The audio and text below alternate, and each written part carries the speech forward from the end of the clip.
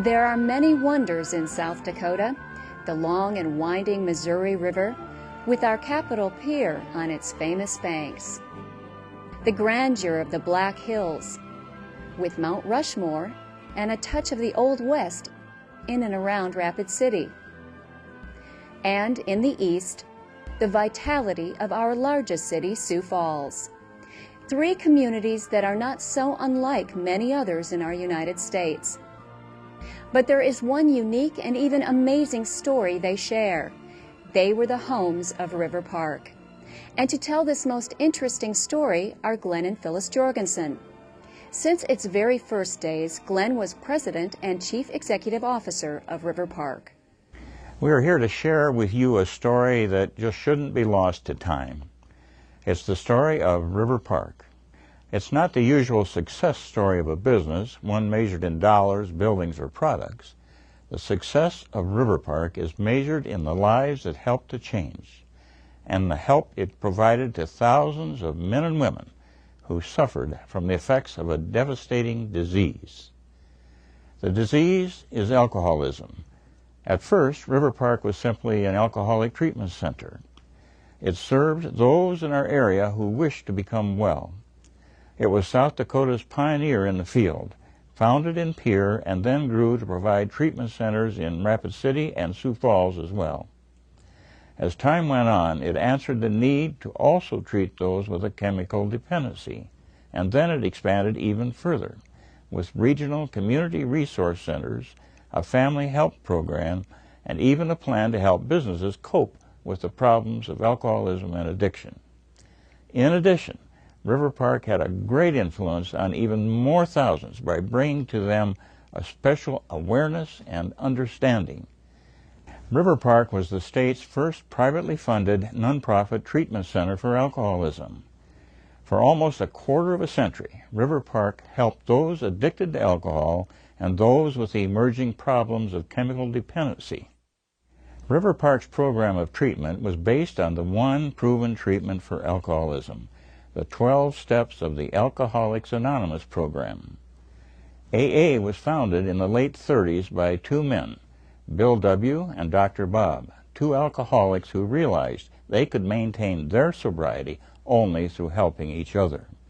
This was the beginning of a philosophy of treatment that is universally recognized as being the one avenue that most often leads to successful recovery. AA helped break the barriers of misunderstanding and the stigma of alcoholism. Through their educational efforts, AA brought about an almost worldwide acceptance and understanding of alcoholism as a disease.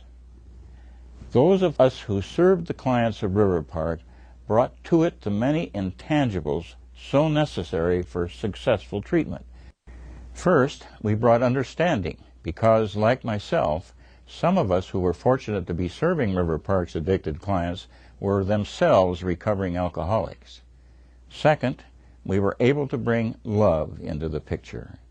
Most often, alcoholics became very unlovable people, unloved by others and certainly unloving of themselves. At River Park, we were able to look beyond that condition to both understand and to love the individual for what he or she could be, not what they were at that time of their lives. A third very important item was the development of River Park's program to help the families of the victims, the wives or husbands, the children, and other family members. I was fortunate to be a part of that program for many years. From both observation and personal experience, we recognize that all too often the lives of family members are as lost and devastated as that of the alcoholic or chemically dependent person. So this is the history of River Park, the story of those who were there to see the needs of the addicted and their families and to meet those needs. But this is also the story of an original and far-reaching public awareness effort, River Park's Expanding Understanding program and its television series, It's Great to Be Alive. And to help us tell this story is Ann Parker. Ann worked with us for several years as our communications director and carried a great deal of responsibility for the further development of these two public awareness programs. Thank you, Glenn. It was a wonderful experience to work with you and everyone at River Park. And it's a real pleasure to be with you for this historical presentation. The story of River Park cannot be separated from the story of Glenn Jorgensen. From those first days when he was named president and CEO, Glenn was its guiding light. A native of South Dakota, Glenn was raised in Hayti, the son of Lloyd and Gladys Jorgensen. After attending what is now Dakota State University, Glenn's early years were spent in business, where he showed an exceptional talent in managing people. In 1965, he entered the public service sector as the governor's director of employment for South Dakota's 14,000 employees. He became very aware of the state's tremendous costs due to alcohol abuse, employee errors, mismanagement, accidents, lost time, and the personal costs of alcoholism. Glenn didn't realize his own drinking made him a prime example of the problems he saw in others. Following his time with the state, Glenn became a hotel-motel manager in Pierre, working for a dear friend.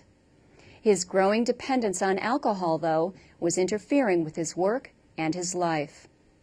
The problem was intensified by an increasing addiction to painkillers prescribed for continuing and severe headaches. The combination was rapidly destroying his work, his life, and his marriage. The low time of Glenn's life occurred when his friend and employer was forced to fire him due to his excessive drinking. At the same time, Phyllis, then his wife of 20 years, let him know his addictions were costing him his family. Glenn's life had become structured around alcohol. This was a most difficult time for us. Glenn's habits were totally erratic. He'd go on a trip and be days late returning. He would suddenly be gone for days with no warning or reason. He'd make promises to his family, to me and our daughters, and then not keep them. The girls and I were living from one crisis to another. Alcohol was destroying Glenn's health and his life. And although he didn't realize it, he was about to lose his marriage and his family. As so many family members of alcoholics know, we found that trying to live with an alcoholic leads to a life of utter confusion. Our family was reaching a hopeless situation. Something had to be done. The turnaround for Glenn and his family started when his wife, his doctor, and his best friend confronted him and forced him into a Minnesota treatment center. The 21 days he spent in the Alcoholics Anonymous-based program gave him an insight as to how alcohol was creating so many problems. His near 20-year addiction to alcohol and his more recent addiction to the prescription painkillers had become life-threatening. Those 21 days changed his life and saved his marriage, his work, and probably saved his life.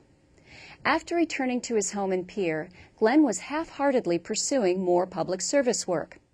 But something told him, stay in South Dakota. You are needed here. And he did.